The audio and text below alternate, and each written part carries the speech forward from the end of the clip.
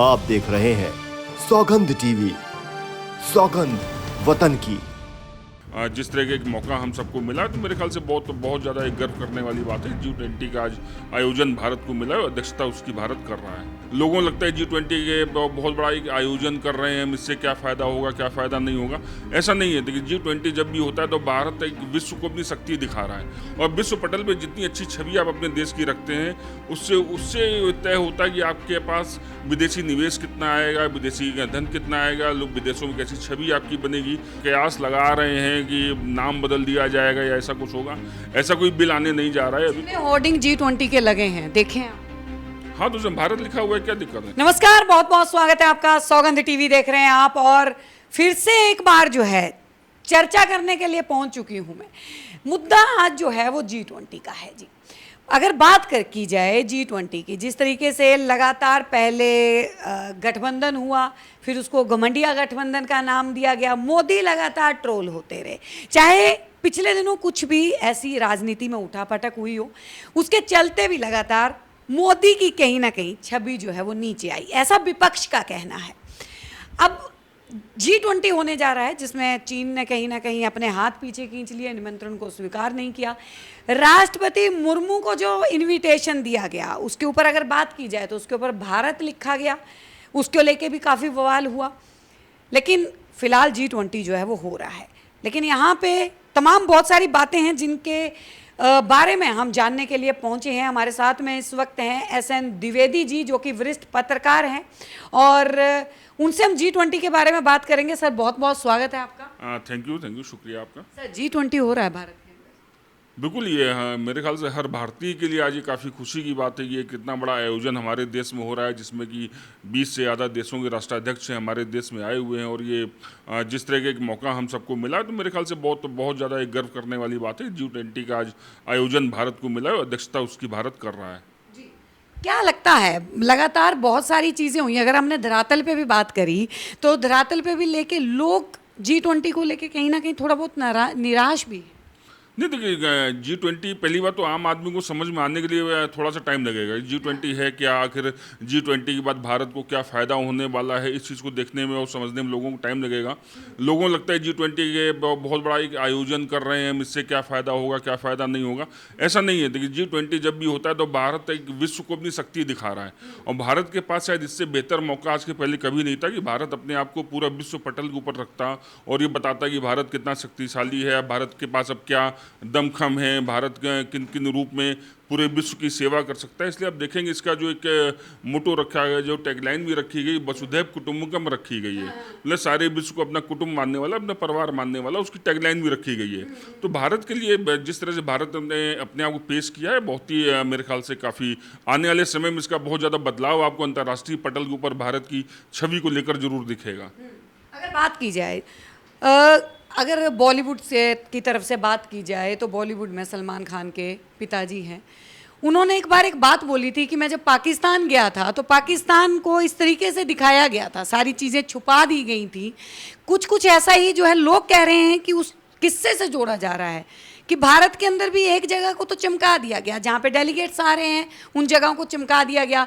वहाँ से अगर बात की जाए तो बैगर्स को हटा दिया गया, डॉग्स को जिस तरीके से गाड़ियों में भर भर के जो है ले जाया गया। अगर बात की जाए ट्रांसजेंडर जो सड़क पे मांगते हैं उनको हटा दिया गया, झुग्गी झोपड़ियों को हटा दिया गया। क्या आपको नहीं लगता कि जो भारत है, जो इंडिया है, वही एक्चुअल में जो है बाहर से आए हुए डेलीगेट्स को दिखाया जाना चाहिए था?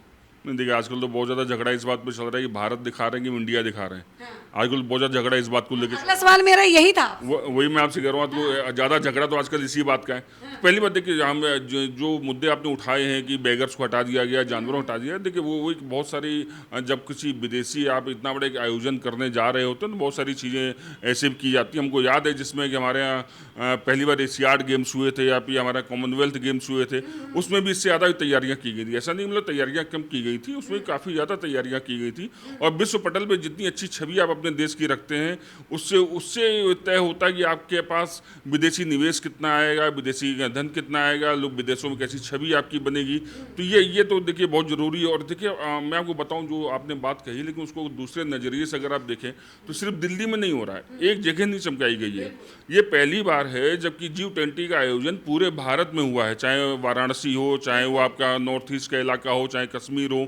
हर हर हर क्षेत्र में G20 के जो मीटिंग्स हैं, जो समिट्स हैं वो हुई हैं। इसके पहले G20 के समिट्स एक साल से पिछले चल रही हैं, तो पूरे भारत में घूम घूम के इसको लेकर समिट्स हुई हैं और हर शहर को इसके हिसाब से चमकाया गया। कि दिल्ली नहीं चमका है, बाकी शहर भी चमके, ऐसा नहीं है। अच्छा, क्या कहेंगे? वैसे ही कहा जा रहा है कि जो बाइडन को जो है वो पान खिलाया जाएगा। बिल्कुल खिलाना चाहिए। वो पान तो हमारे ऐसे ही बड़ा मशहूर, आपने अमिताभ बच्चन का गाना भी सुना होगा, खाइए पान बनारस वाला। तो पान तो हमारे देखिए, पान हमारा संस्कृति है। पान हमारा कोई मतलब इसके तांबुल नशा की चीज़ नहीं है, ऐसा कुछ नहीं। तब हमारे यहाँ पान को तो पूजा में भी इस्तेमाल करते हैं और जब भी कुछ शुभ काम होता है तब पान का हम लोग इस्तेमाल करते हैं। और पान की इतनी वैरायटी से विदेशों में नहीं खाया जाता, एक बार वो खा के देखें, उम्मीद है ज़्यादा उनको पसंद आएगा। जैसे पहले चाइना के राष्ट्रपति आए तो उन्होंने गोलगप्पे भी खाए थे, जापान के राष्ट्रपति आए उन्होंने गोलगप्पे खाए तो उनको काफ़ी पसंद आए गोलगप्पे। तो मुझे उम्मीद है कि जो बाइडेन को पान भी पसंद आएगा भारत का, खा के। इस बार चाइना के राष्ट्रपति ने निमंत्रण क्यों नहीं स्वीकार किया, क्या लगता है? देखिए, चाइना के राष्ट्रपति आए या चाइना का वहाँ से प्रधानमंत्री आए, ये जरूरी नहीं है कौन आ रहा है। ये जरूरी है कि वो अपना, चाइना ने बिल्कुल साइड कर ली है इस चीज। देखिए चाइना को साइड करना इसको नहीं कह सकते आप, क्योंकि चाइना के जो प्रधानमंत्री हैं वो खुद भी आ रहे हैं। तो ऐसा नहीं कि चाइना ने साइड कर लिया। अगर चाइना किसी को नहीं भेजता तब हम ये मान सकते थे कि हाँ उसने एक अपने आप को साइडलाइन किया है। अभी रसिया है, वहाँ से कोई ना आ रहा होता तब हम ये मानते कि उसने साइडलाइन किया है।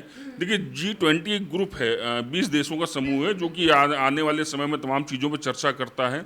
तो इसको लेके हर देश का अपना रिप्रेजेंटेशन है। जरूरी नहीं, देखिए स्पेन के राष्ट्रपति तो उनको शायद कोरोना हो गया तो वो नहीं आ पा रहे हैं, तो उनके जगह उनके विदेश मंत्री आ रहे हैं। जरूरी नहीं कि मतलब वहाँ से राष्ट्रपति या प्रधानमंत्री आए, जो भी अपना रिप्रेजेंटेशन भेजना चाहते हैं वो जरूर भेजें। और यहाँ जो रेजोल्यूशंस पास होंगे उसको अपने देश में कैसे लागू करना है, उसको कैसे आगे बढ़ाना है, ये ज़्यादा महत्वपूर्ण है, ना कि किसी व्यक्ति का आना उतना महत्वपूर्ण है। द्विवेदी जी, एक मेरा सवाल और है, क्या लगता है G20 का जो ये सम्मेलन हो रहा था, जो ये समिट हो रहा है, इसमें पूरी दिल्ली को जिस तरीके से बंद कर दिया गया, एक तरह से अगर बोला जाए तो स्कूल बंद हैं, बच्चों की पढ़ाई के ऊपर इसका असर पड़ेगा? क्योंकि समिट तो एक जगह पे हो रहा था, स्कूल को बंद करना जो है, इसके लिए केजरीवाल ने भी जो है वो सवाल उठाया था कि पूरी दिल्ली को जो है जिस तरीके से ऐसा लग रहा है कि लॉकडाउन जो है वो फिर से लग गया 2 दिन का। नहीं ऐसा देखिए, मैं इसको दूसरे नज़रिए से देखता हूँ। जितना बड़ा आपके यहाँ एक ऑर्गेनाइजेशन, जितना बड़ा आपके यहाँ एक ये सम्मेलन होने जा रहा है, तो मेरे ख्याल से सुरक्षा ज़्यादा महत्वपूर्ण है। सुरक्षा को ज़्यादा तरजीह देनी चाहिए। 3 दिन में ऐसा कुछ भी नहीं है कि 3 दिन अगर आप नहीं पढ़ेंगे, 3 दिन कुछ चीज़ें रोक दी गई तो बहुत नुकसान आपका हो जाएगा। सुरक्षा ज़्यादा जरूरी है। पूरे विश्व में हमारी छवि मतलब किसी अगर कोई खुदा न खास्ता कुछ अगर ख़राब हो जाता उस तरह से वो छवि बनती, वो ना बने, उससे ज़्यादा बेहतर है हमेशा सुरक्षा पहले होनी चाहिए। तो सुरक्षा के लिहाज से अगर कुछ किया गया है तो उसमें कोई बुराई नहीं है, मुझे लगता है। प्रधानमंत्री मोदी का एक नारा है, जहाँ झुग्गी वहीं मकान। जहाँ पे झुग्गियाँ थी समिट के चक्कर में, या तो उनको बड़े बड़े बैनर्स के तले जो है पीछे छुपा दिया गया, या बहुत सारी झुग्गियों को हटाया गया। जिनकी वो झुग्गियाँ हैं उनको मकान तो मिले नहीं, लेकिन उसके बावजूद उनसे जो उनका आशियाना जो उन्होंने खुद बनाया था वो भी छीन लिया गया। सरकार के उनको कोई फ़ायदा, कुछ मुआवजा देगी?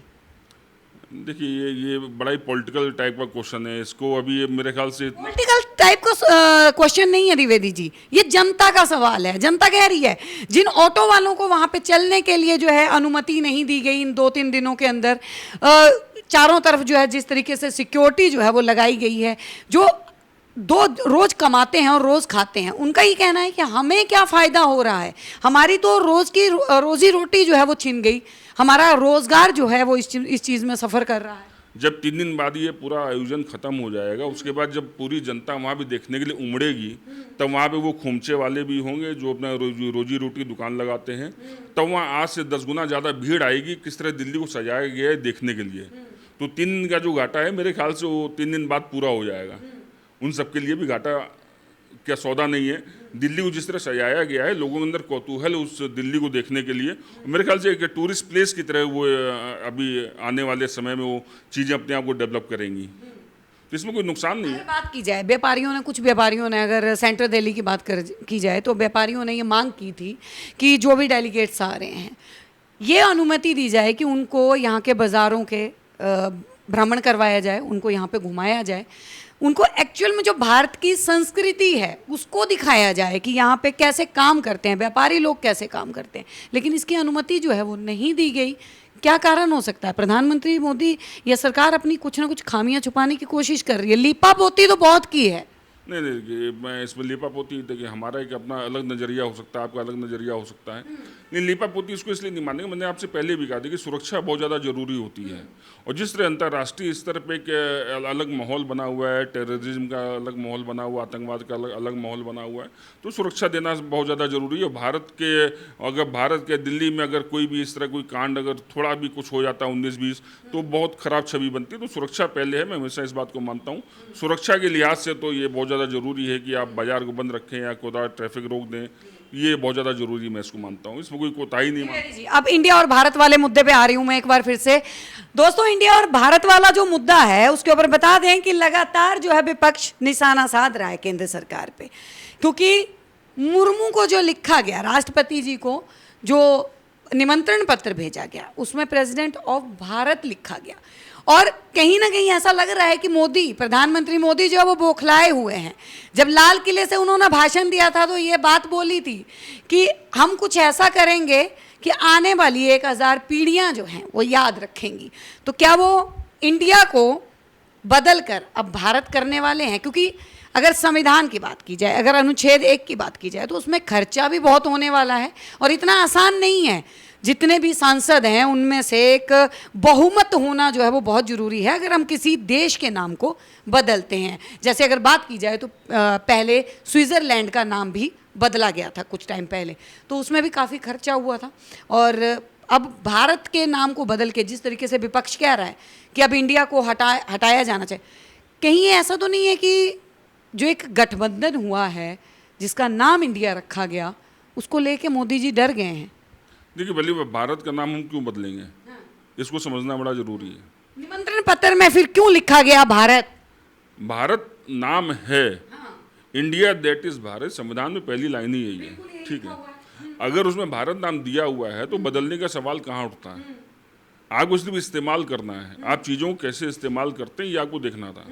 हम आज के पहले उसको इंडिया इस्तेमाल करते हैं, हम भारत इस्तेमाल कर रहे हैं, तो उसमें कोई बुराई नहीं है। तो नाम कहीं बदलने नहीं जा रहा। और जो लोग कयास लगा रहे हैं कि 18 तारीख को क्या होगा, स्पेशल सेशन बुलाया गया, उसमें शायद ये नाम आ जाएगा, मुझे ऐसा कुछ भी नहीं नज़र आ रहा है कि कोई सरकार इस तरह का कोई उसमें प्रस्ताव लाने जा रही, कोई बिल लाने जा रही है जिसमें कि इंडिया का नाम बदल के भारत किया जाए। तो ऐसा कुछ भी मेरे ख्याल से अभी इतनी जल्दी पॉसिबल भी नहीं है, ना ये संभव है। देखिए, आप उसको दोनों नाम इस्तेमाल कर सकते हैं, उसमें कोई ऐसी बुराई नहीं है कि उसका प्रेसिडेंट ऑफ इंडिया लिखा जाता तभी सही होता।